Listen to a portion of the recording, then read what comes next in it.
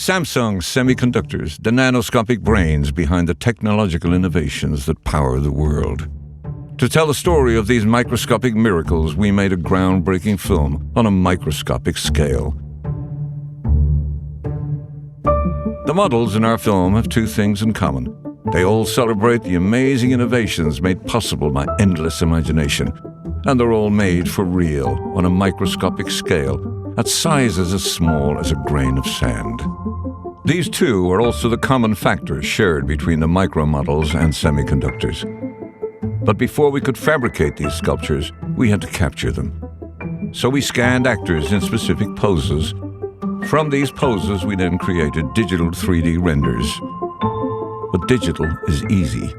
We needed to print them for real.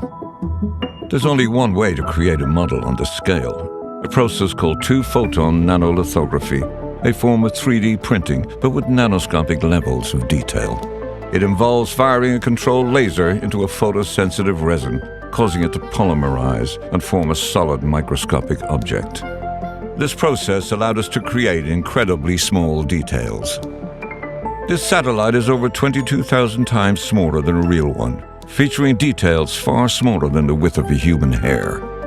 The details were so small that it was impossible to capture them with a traditional camera.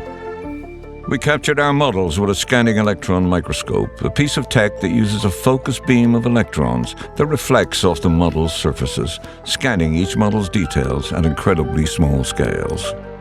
Our one-of-a-kind SEM even allowed us to move elegantly in 3D space around our models, capturing unique angles and dynamic camera moves. So the film we made to celebrate the micro-miracles in the tech we use every day was a micro-miracle itself.